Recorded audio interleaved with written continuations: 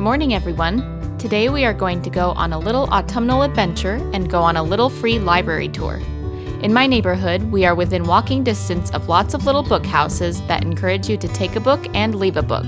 So I thought it would be fun to create a map that hits as many of the little book libraries as we can. Before we get started, make sure to subscribe to my channel so you don't miss any of my future cozy fall videos I have planned for the season. My mom and I have walked this route while using my Google Fit app to track the distance.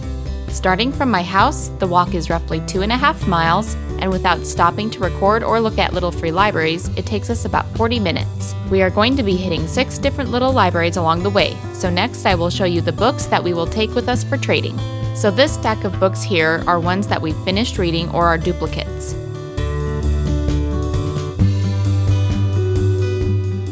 And on the other side are books that we've picked up from little free libraries that we decided we do not want to read after looking at them a little bit. So I'm going to put those 6 books into Arthur's buggy. We always take my cat Arthur with us in his kitty stroller because he can enjoy the outdoors while still maintaining his indoor cat status.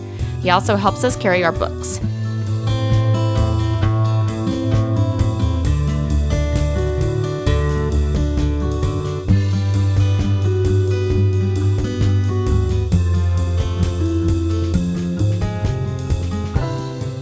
All right, I've got my walk tracker on and we're ready to go.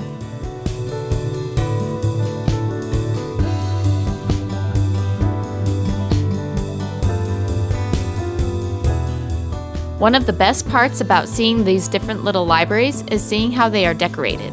They all are very artistic and have different styles, not only in appearance, but also what books seem to trend inside of them.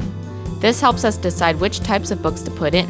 We are arriving at our first book house, only a few houses down from mine. This one doesn't have many books in it today. I'm actually recognizing ones we've put in there the other day.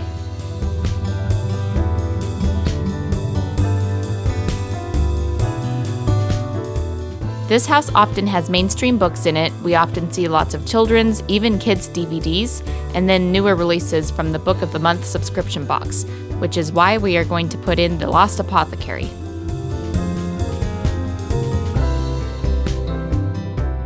We always take hand sanitizer with us to use in between each little library, and I've busted out Coconut Pumpkin Latte for fall. All right, on to location number 2.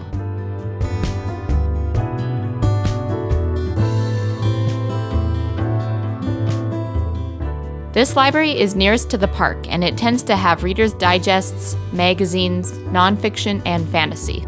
We did a little peek inside, but we decided that we're not going to make any book swaps this time, so let's head towards location number 3.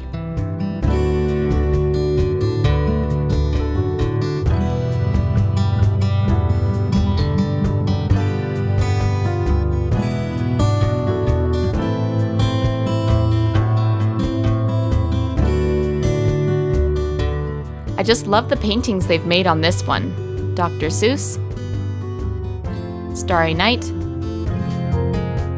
and Road Doll. In this little library, there's often parenting and self-help books, but also children's and feel-good stories as well. That is why I'm going to put in this classic children's fairy tales in.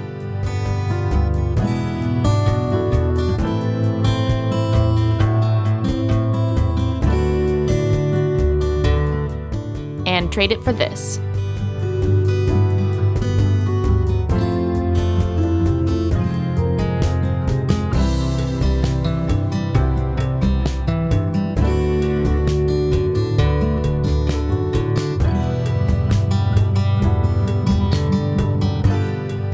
On to our 4th location, which is the newest of the little free libraries to be built.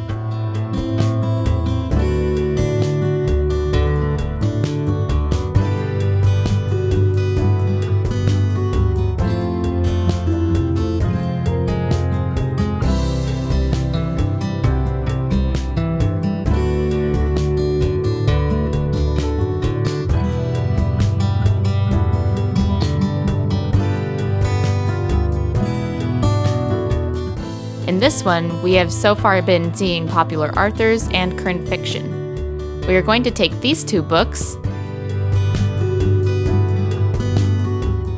and trade them for these.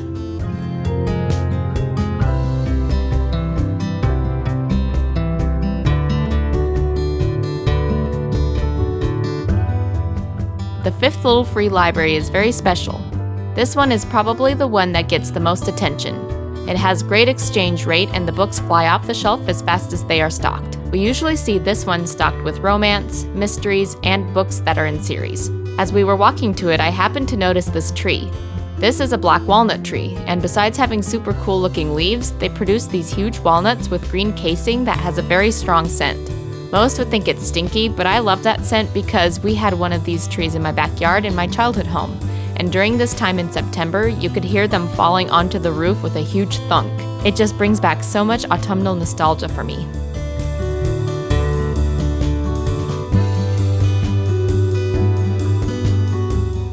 The coolest part about the style of this one is that it has a built-in, fully working and ticking clock. It was created in memory of the owner's husband, who was a professor that loved to read and work on clocks.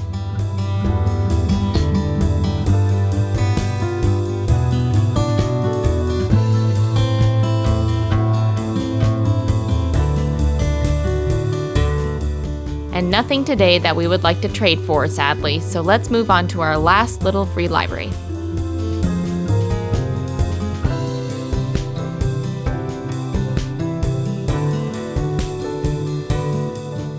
This one we don't come to that often because it usually has some weird stuff we normally don't want in there, like paranormal and some really random self-help books.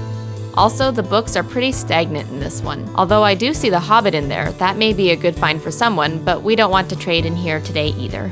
Well, as we head towards home, I just want to say my mom and I take this walk at least a couple times per week and usually trade quite a few books at a time.